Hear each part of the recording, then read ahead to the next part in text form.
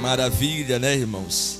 Mais uma quarta-feira muito abençoada pelo nosso Senhor, e eu quero louvar a Deus pela vida dos meus irmãos, né, que vieram para a casa do Senhor para mais um estudo da palavra de Deus. Então, sendo assim, vamos abrir a nossa Bíblia na Epístola dos Hebreus, capítulo de número 12, versículo de número 14. Hebreus, capítulo 12, versículo de número 14. Conforme os irmãos foram encontrando, ponha-se por gentileza sobre os seus pés.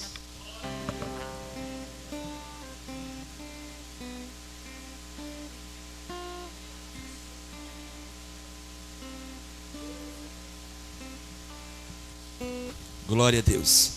Dá só mais um pouquinho do microfone aí, querida. Quem achou, diga amém.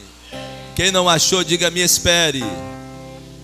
Hebreus capítulo 12, versículo de número 14. 12, 14 de Hebreus.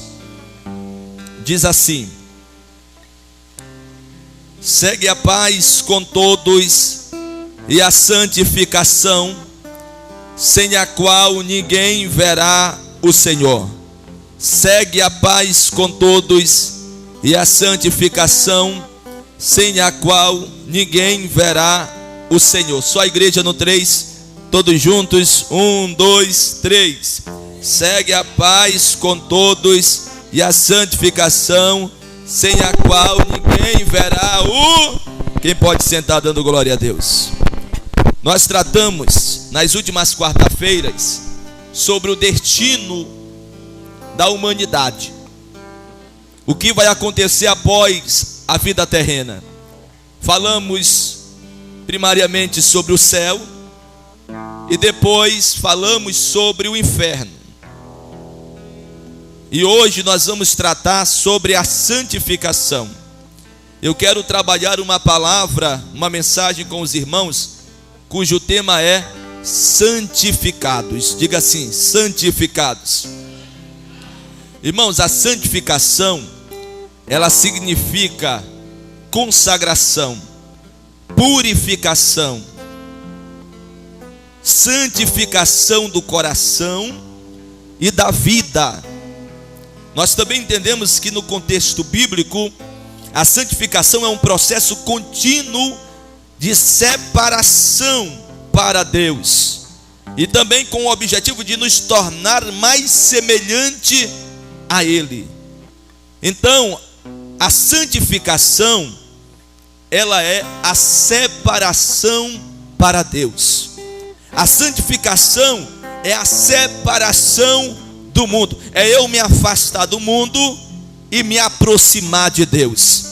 No processo da santificação, quanto mais eu me afasto do mundo, mais eu me aproximo de Deus. Do contrário, quanto mais eu me afasto de Deus, mais perto do mundo nós estaremos. Mas nesta noite eu quero deixar uma palavra para a igreja. Nós estamos debaixo de uma ordem, e a ordem é: nós precisamos estar em constante santificação.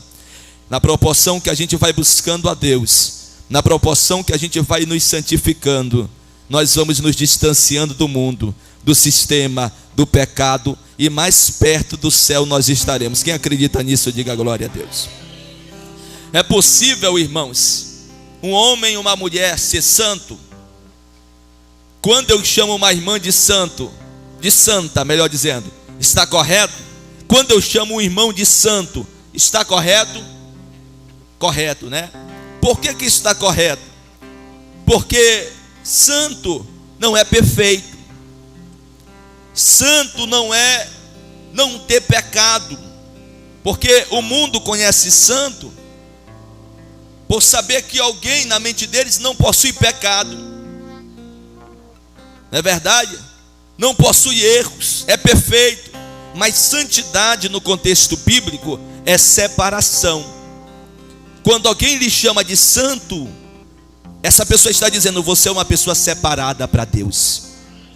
Se eu chamo a igreja de santa, Se eu chamo você de santo, eu estou dizendo, você está separado para Deus e afastado do mundo. Amém? A santificação é um processo que vai da conversão. Pega isso aqui. A santificação, ela vai da conversão. Ela começa na conversão. Não é convenção, é conversão.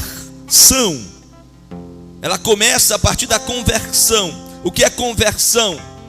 É o ato da minha transformação. É eu passar a ser uma nova pessoa. A conversão é eu converter o meu caráter, a minha conduta, a minha maneira de pensar, a minha maneira de falar. Isso é conversão.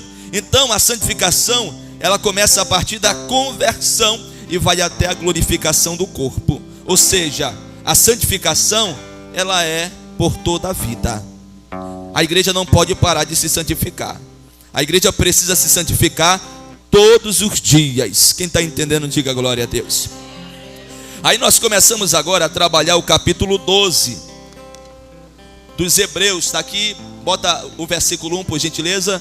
Capítulo 12, versículo de número 1 dos Hebreus. Você pode acompanhar aí na sua Bíblia ou aqui pela tela, para a gente ficar por dentro do que o texto está querendo nos transmitir. Bom, no capítulo 12, versículo de número 1, diz assim o versículo: portanto, nós também, pois que estamos rodeados de uma tão grande nuvem de testemunhas, deixemos todo o embaraço e o pecado que tão de perto nos rodeia, e corramos com paciência a carreira que nos está proposta. Então, coloca lá o início do versículo 1.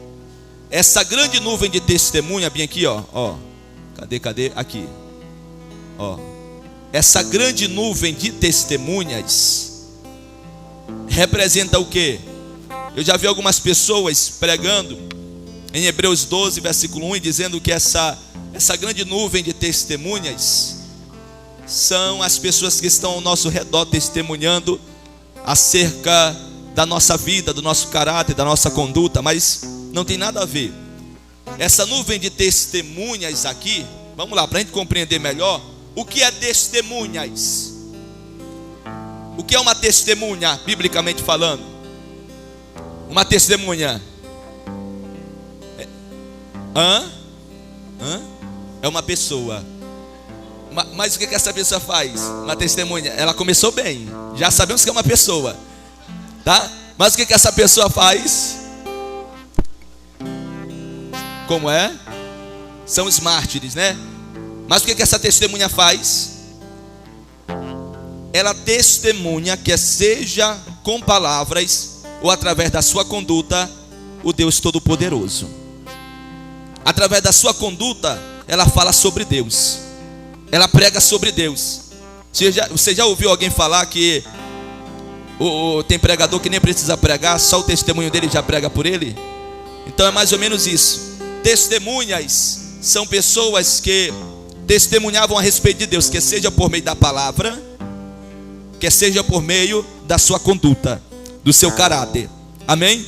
Então, quando diz uma grande nuvem de testemunha, nós retrocedemos um capítulo, e no capítulo de número 11 nós descobrimos o que é essa grande nuvem de testemunha, que inclusive foi citada aqui pelo diácono Danilo. Foram todos aqueles que testemunharam a respeito de Deus, quer seja por meio de palavras, quer seja por meio de suas condutas. No capítulo 11 é citado Abraão, é citado Jacó, é citado Moisés, é citado Enoque, homens que fizeram a diferença na terra.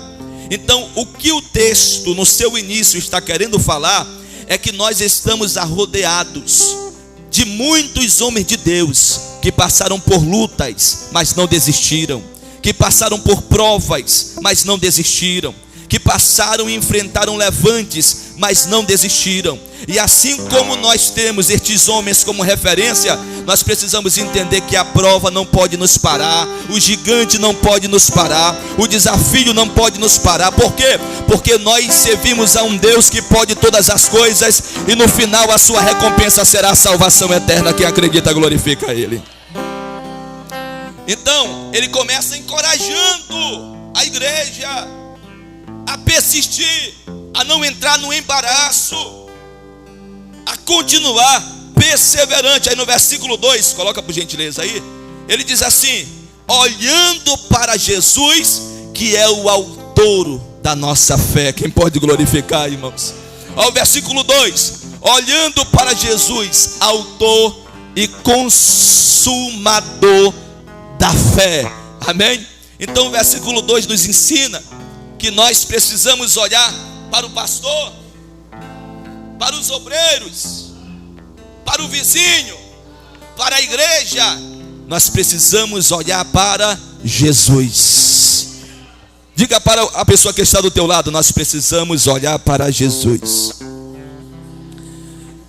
Quando Saul olhou para o gigante, ele fracassou na batalha.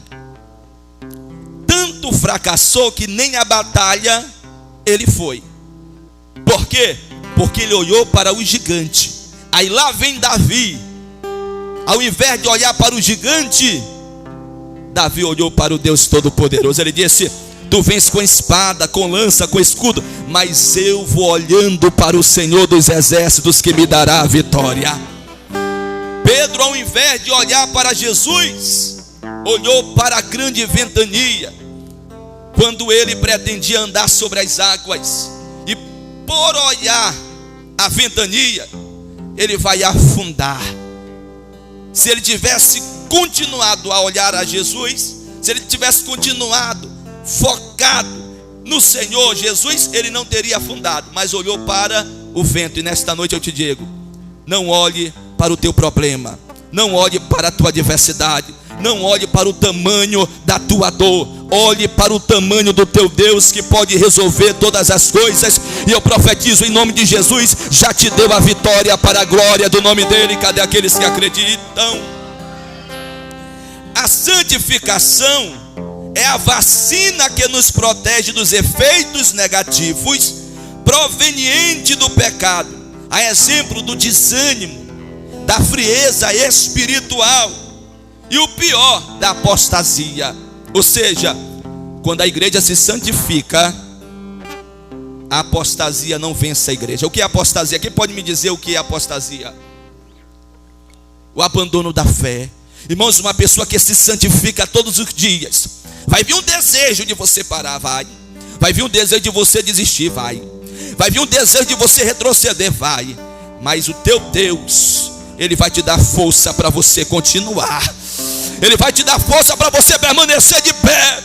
E a apostasia não vai ter poder. Eu quero profetizar em nome de... Levanta a mão para cima. A apostasia não vai ter poder contra a tua vida, contra esta igreja, porque o nosso Deus é o Deus do escape, é o Deus da nossa salvação e o único caminho. Cadê aqueles que acreditam que Ele é o único caminho? Irmãos, olha só que maravilha. Eu selecionei aqui grandes homens de Deus que falaram acerca da santificação. Por exemplo, o apóstolo Paulo, escrevendo aos Tessalonicenses, na sua primeira epístola, no capítulo 4, versículo 3, ele vai dizer assim: porque esta é a vontade de Deus, a vossa santificação. O apóstolo Pedro, escrevendo na sua primeira epístola, no capítulo 1, versículo 15, ele diz: mas começando aquele que vos chamou, sede vós também santos em toda a vossa maneira de viver. Quando eu estava ouvindo o pastor Hernandes Dias Lopes, ele disse uma frase que me chamou a atenção. Ele disse que a santificação é o relacionamento com Deus e com o meu próximo. Ou seja, eu não posso ser santo se eu não tiver uma boa relação com a minha esposa. Eu não posso ser santo se eu não tiver uma boa relação com a minha família. Eu não posso andar mal com minha mãe. Eu não posso andar mal com o meu pai. Eu não posso andar mal com os meus irmãos, com os meus primos, com a minha família, com os meus vizinhos. A santificação, ela me faz ter paz com o meu próximo e um bom relacionamento com todos. Quem pode glorificar? Eu ouvi também de David Platt, que diz assim: a santificação é uma luta diária contra o pecado. Olha que maravilha! A santificação nos proporciona lutarmos contra o pecado. A santificação, irmãos, nos possibilita e nos credencia a lutarmos contra os nossos gigantes, contra os nossos prazeres e no demais a termos vitória contra tudo isso. Agora, irmãos, a pessoa que não se santifica, todo o tempo anda perdendo. É ou não é? Não, que a gente vai enfrentar a prova, a gente vai passar por luta, vai. Vamos enfrentar gigantes. Agora não é para a gente ficar perdendo sempre não, irmão. Não. A gente pode perder uma batalha, mas a guerra é nossa. A gente vamos até perder a batalha, mas nunca perderemos a guerra. A guerra é nossa em nome de Jesus. A guerra é nossa. Eu ouvi também de John R.W. Stott, ele diz assim: a santificação é a obra do Espírito Santo em nós. Ou seja, quando um crente se santifica, o Espírito Santo, ele te capacita por dentro, ele te ensina a falar o que deve falar, ele te ensina a agir da forma que deve agir, ele quebra o teu ego por dentro, te faz um novo homem, uma nova mulher. A santificação é a obra do Espírito Santo dentro de nós. Quem acredita nisso? Cadê quem acredita? Aí, irmãos, em Hebreus capítulo 12, versículo 14, o versículo nos apresenta olha só, bota querida aí, Hebreus 12, 14. Eu quero dividir este único versículo em duas partes. Se você puder acompanhar na sua Bíblia ou aqui na tela, por gentileza. Esse versículo 14 eu o divido em duas partes. A primeira parte, a parte A, olha, segue a paz. Eu quero que os irmãos prestem muita atenção nisso para vocês aprenderem, porque eu vou falar bem devagarzinho, que eu quero que vocês possam extrair todo o ensinamento desse versículo. Esse versículo 14 eu a divido em duas partes. Primeira parte, segue a paz com todos e a santificação. Essa é a primeira parte, grave isso. A primeira parte, segue a paz com todos e a santificação. A segunda parte primeira parte, segue a paz com todos, é a primeira parte. Segue a paz com todos. Segunda parte, santificação, sem a qual ninguém verá o Senhor. Então, recapitulando: primeira parte, segue a paz com todos. Segunda parte, santificação, sem a qual ninguém verá o Senhor. Quem está entendendo até aqui, diga glória. Agora a pergunta que eu faço para os irmãos é: por que segue a paz com todos está antes de santificação, sem a qual ninguém verá o Senhor? Porque na nossa visão, no nosso entendimento, ficaria mais certo, no nosso ponto de vista, se fosse assim: sem a santificação ninguém verá o Senhor, portanto sigam a paz com todos. Sim ou não? Só que aqui está diferente, e esse é o correto, é o certo. Mas eu quero entender, e eu estou perguntando para a igreja o que eu perguntei para o Espírito Santo: por que segue a paz com todos está antes de santificação? Porque na ótica humana, a santificação é que poderia nos possibilitar a mantermos a paz com todos. Irmãos, e o que o Espírito Santo me ensinou foi lindo, e eu vou compartilhar com vocês agora. Por que segue a paz com todos está antes de santificação? Era uma forma do Senhor nos preparar.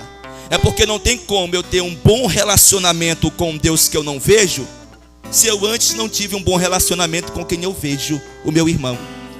Você está entendendo isso aqui? Eu vou explicar melhor para você entender. Não tem como eu ter um bom relacionamento com Deus a quem eu não vejo, se eu não conseguir nem me relacionar com o meu irmão que eu estou vendo.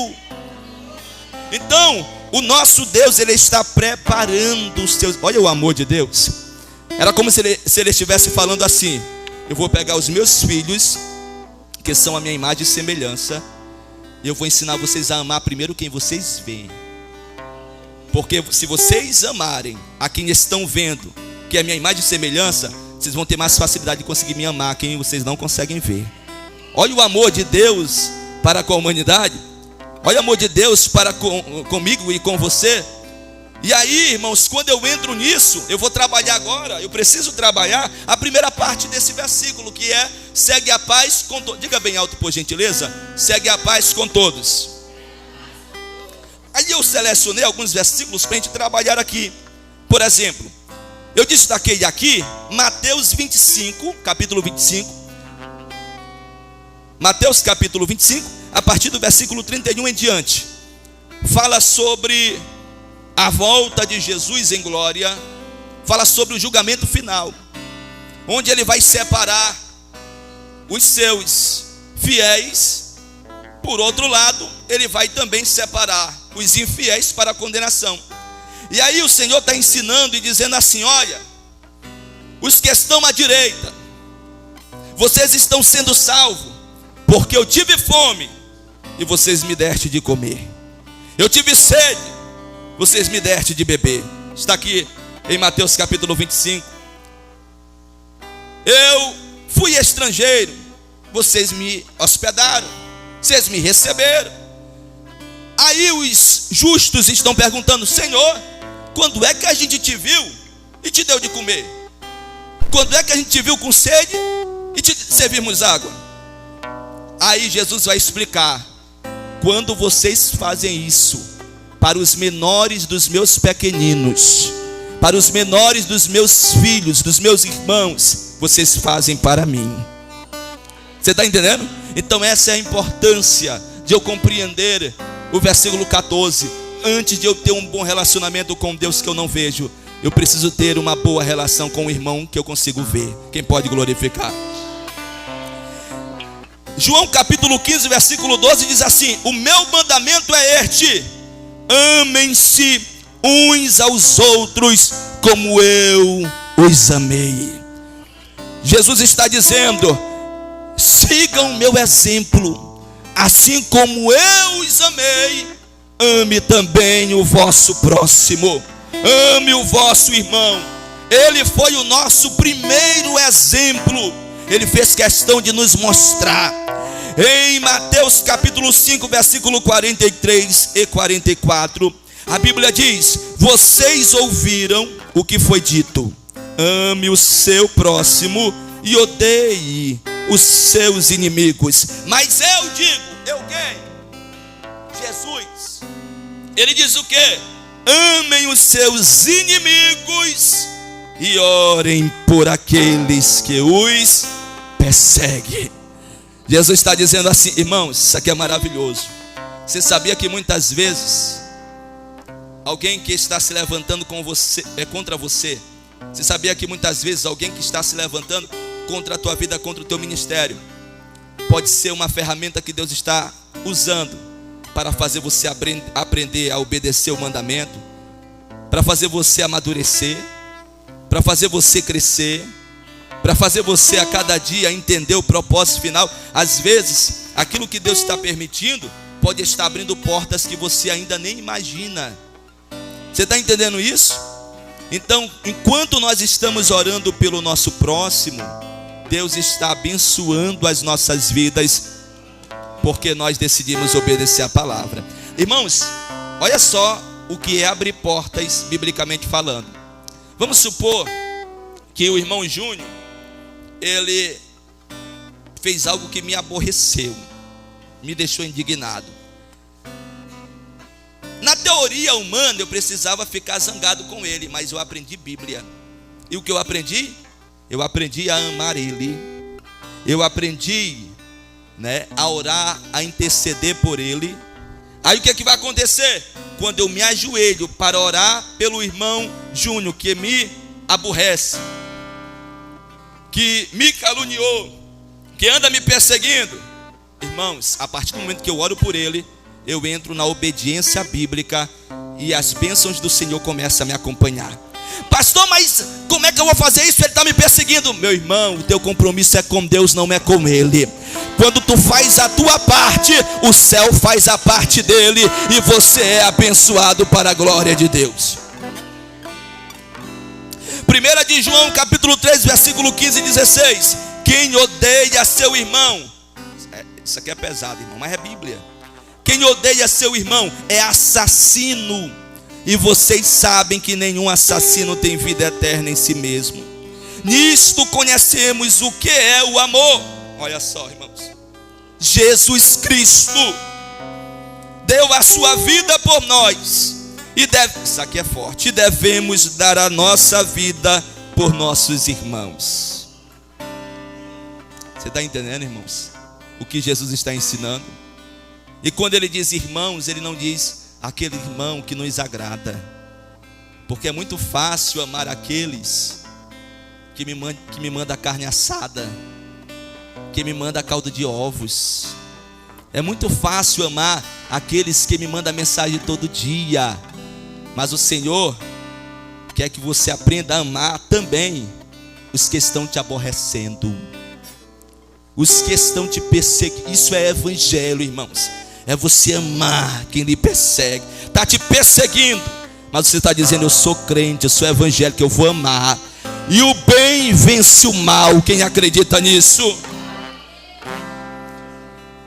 E por fim, eu separei aqui Romanos 15, versículo 1, que diz: mas nós que somos fortes devemos suportar as fraquezas dos fracos e não agradar nós mesmos. O que é esse forte que Paulo está falando? É alguém robusto, que faz academia? Quem é esse forte? Forte na fé, maduro na fé. Quem é maduro na fé não pode se trocar com quem está começando na fé, irmão. Mas você tem que ser uma força, um exemplo. Você tem que ajudar. A igreja, ela não pode de forma alguma desprezar ninguém. Ela tem que ajudar a estender a mão. Você que tem mais conhecimento, você que tem mais maturidade, não desista do irmão porque falou algo que você não gostou. Não desista do irmão porque o irmão olhou com você com a cara virada, com o olho virado. Talvez é o olho feio dele a si mesmo. Mas aprenda a amar o seu irmão, porque a Bíblia ensina que você deve amar o seu irmão. Amém? Então é assim. Aí você vai orar: Senhor, dê maturidade para ele, levanta ela, e daqui a pouco ela está fazendo a obra do teu lado, e tu está sorrindo, dizendo: rapaz, tu me estressou demais, eu te chamei muitas vezes de cão, mas eu dou glória a Deus que hoje você está transformado. Quem acredita nisso? Eita, Bíblia maravilhosa, palavra de Deus. Agora, irmãos, deixa eu dizer algo para vocês, para a gente sair daqui. Amar o próximo é você se relacionar bem com ele, sem intriga, sem contenda, porque a igreja ela é o corpo de Cristo, e o corpo possui muitos membros. Vai haver um momento em que você pode sentir dor em um braço, vai haver momentos em que você pode sentir dor em uma perna, vai haver momentos que você pode sentir dor na sua cabeça pode lhe deixar desconfortado. Outro momento é o seu braço que pode lhe deixar desconfortado. Em algum momento, algum membro do teu corpo vai te gerar insatisfação, mas você não vai arrancar o teu braço e jogar fora. Ou vai? Não. O que você vai fazer? Você vai dar remédio para ele melhorar. E qual é o remédio que a gente oferece? É Bíblia, é palavra de Deus, é intercessão, é oração. Isso é o remédio que levanta o crente que está enfermo espiritualmente. Amém? Agora, amar é ter um bom relacionamento. Deixa eu dar um conselho para vocês. Amar o auxiliar Júnior não é eu estar todo dia na casa dele. Amar o diácono Danilo não é eu estar todo dia na casa dele. Até porque lá em Provérbios, no capítulo de número 25, versículo 17, na tradução NVI, olha o que diz aqui a mensagem: não faça visitas frequentes a casa do teu próximo, para que ele não se canse de você e o possa o odiar. Quem que falou? O homem mais sábio da Bíblia, Salomão. Eu quero dar um conselho para vocês, irmãos. Seja seletivo. Selecione as pessoas que vão entrar na sua casa. Se for entrar para levar contenda, para levar fofoca, expulse da sua casa, porque a sua casa é altar do Senhor, a sua casa é altar do Deus vivo. Se quer entrar na sua casa, tem que ser para orar, tem que ser para buscar a Deus com você, tem que ser para crescer na obra e no reino. Quem acredita, diga glória a Deus. Aí agora eu vou trabalhar com os irmãos algo muito interessante, irmãos. Os irmãos abram a Bíblia por gentileza, e a minha querida coloca aqui na tela, Mateus capítulo 18, versículo 15. Nós vamos ler do versículo 15 até o versículo 17. E eu coloquei aqui uma palavra em destaque, uma frase em destaque, que é resolvendo conflitos. Essa passagem bíblica, ela nos ensina a resolvermos os conflitos internos, né? Porque assim como no nosso âmbito familiar existem muitos conflitos, assim como no trabalho existem muitos conflitos, também dentro da igreja existem esses conflitos, e a gente tem a Bíblia para nos ensinar a como resolvê-los. Está aqui, Mateus 18, versículo 15. Como é que eu resolvo os conflitos internos? A Bíblia nos ensina. Vamos supor que o nosso irmão Sebastião está com um grande conflito com a irmã Laiane. Diga exemplo. Eles dois estão em conflito. E aí o irmão Sebastião não está conseguindo se entender com a Laiana. A Laiana quer se acertar com ele, mas ele não quer. Então como é que a gente resolve esse conflito interno? Vamos para a Bíblia, Mateus capítulo 18, versículo 15. Diz assim: ora, se o teu irmão pecar contra ti, diga exemplo. Então nesse caso aqui, quem está pecando é Sebastião contra a Laiana, né? Para você entender. Então, se o teu irmão está pecando contra ti, vai e o repreende-o entre ti e ele. Ó a palavrinha lá, só. Viu? Versículo 15. A Laiana precisa chamar o Sebastião e resolver entre eles dois. Não pode ter mais ninguém. Quem está entendendo, diga glória a Deus. Agora esse repreender aqui não é Laiana chegar para o irmão Sebastião e falar assim: para de ser sem vergonha, cara. Tu tá me perseguindo direto, que eu sei. Falando mal de mim, se levantando contra mim. Tu não presta, rapaz. Não, irmão. Não é repreender dessa forma, não.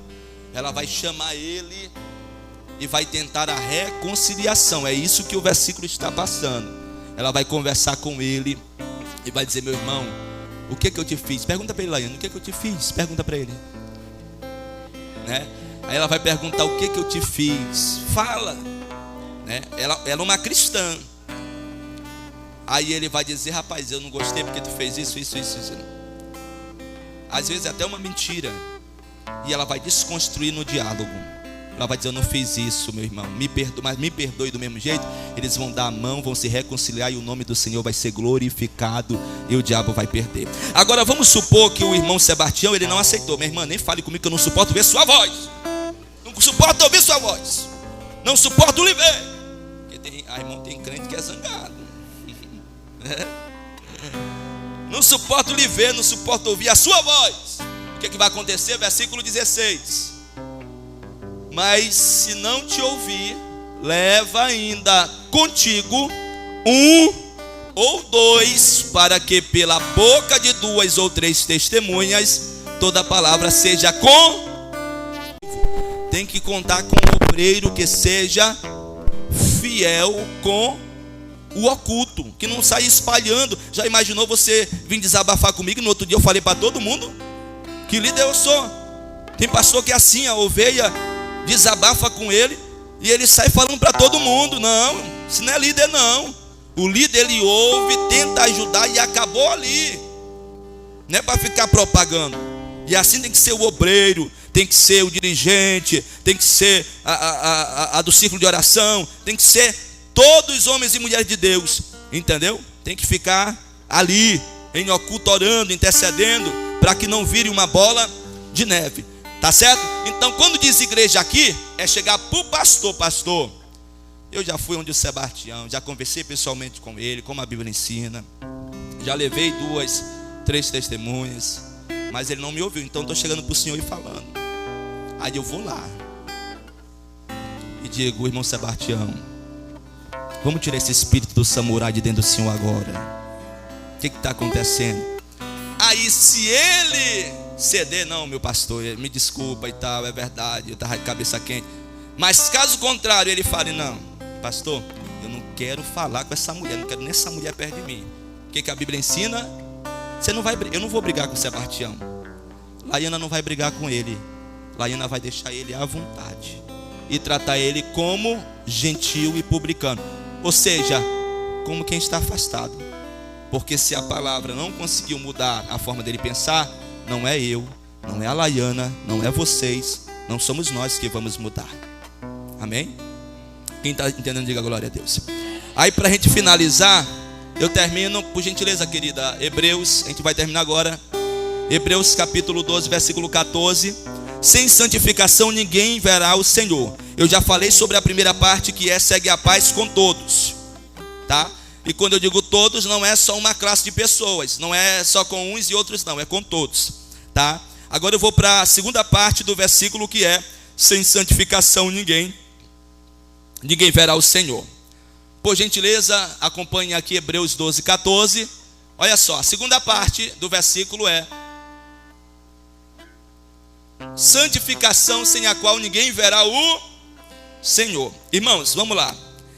A santificação, ela nos liga à oração, ao jejum e à palavra.